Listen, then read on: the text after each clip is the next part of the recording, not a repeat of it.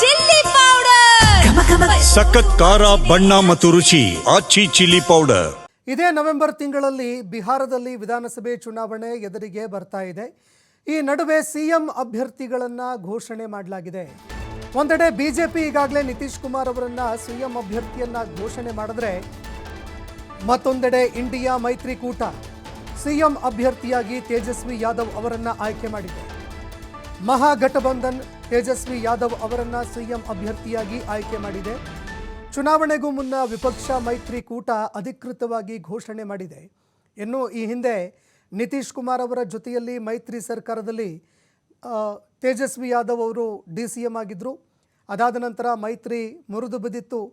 ಈಗ ಇಂಡಿಯಾ ಮೈತ್ರಿಕೂಟದ ಜೊತೆಗೆ ಸೇರಿಕೊಂಡು ಚುನಾವಣೆಯನ್ನು ಎದುರಿಸ್ತಾ ಇದ್ದಾರೆ. ಈಗಾಗಲೇ NDA ಮೈತ್ರಿಕೂಟ ನಿತೀಶ್ ಕುಮಾರ್ ಅವರನ್ನು ಸಿಎಂ ಅಭ್ಯರ್ಥಿಯನ್ ಅಂತ ಘೋಷಣೆ ಮಾಡಿದ್ದಾಗಿದೆ. ಮತ್ತೊಂದೆಡೆ ತೇಜಸ್ವಿ ಯಾದವ್ ಅವರನ್ನು ಈಗ ಸಿಎಂ ಅಭ್ಯರ್ಥಿಯಾಗಿ ಮಹಾ ಮೈತ್ರಿಕೂಟ ಅಧಿಕೃತವಾಗಿ ಘೋಷಣೆ ಮಾಡಿದೆ. RJD ನಾಯಕನಿಗೆ ವಿಪಕ್ಷಗಳ ನಾಯಕತ್ವದ ಜವಾಬ್ದಾರಿ ಹೊರಿಸಲಾಗಿದೆ. NDA ಸಿಎಂ ಅಭ್ಯರ್ಥಿಯಾಗಿ ಈಗಾಗಲೇ ನಿತೀಶ್ ಕುಮಾರ್ ಅವರು ಆಯ್ಕೆಯಾಗಿದ್ದಾರೆ. ಹೀಗಾಗಿ ಬಿಹಾರದ ಈ ಬಾರಿಯ ವಿಧಾನಸಭೆ ಚುನಾವಣೆಯಲ್ಲಿ ನಿತೀಶ್ ಕುಮಾರ್ ವರ್ಸಸ್ ತೇಜಸ್ವಿ ಯಾದವ್ ಅನ್ನುವಂತಹ ಒಂದು ವಾತಾವರಣ ನಿರ್ಮಾಣ ಆಗಿದೆ. ನಿನ್ನೆ ನಡೆದಂತಹ ಸಭೆಯಲ್ಲಿ ಸಿಎಂ ಅಭ್ಯರ್ಥಿ ಆಯ್ಕೆ ವಿಚಾರಕ್ಕೆ ಸಂಬಂಧಪಟ್ಟಂತೆ ತೀವ್ರವಾಗಿ ಚರ್ಚೆ ನಡೆದಿತ್ತು. ಕಾಂಗ್ರೆಸ್ ಮತ್ತು RJD ನಾಯಕರು ಈ ಸಭೆ ನಡೆಸಿದರು.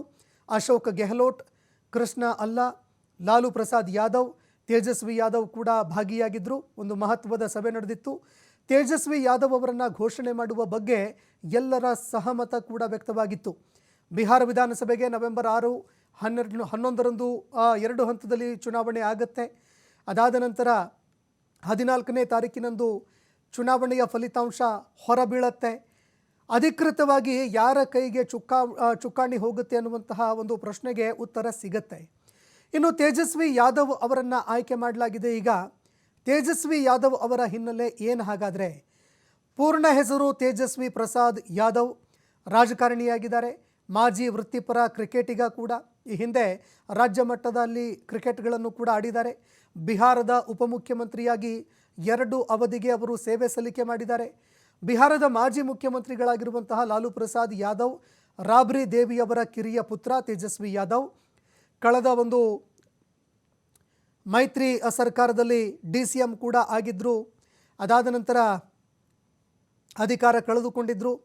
ಈಗ ಅಧಿಕೃತವಾಗಿ ಸಿಎಂ ಅಭ್ಯರ್ಥಿ ಆಗಿರೋದ್ರಿಂದಾಗಿ ಯುವ ಮತಗಳನ್ನು ಸೆಳೆಯೋದಕ್ಕೆ ಸಾಧ್ಯವಾಗುವಂತಹ ಸಾಧ್ಯತೆಗಳು ಕಂಡು ಬರ್ತಾ ಇದೆ.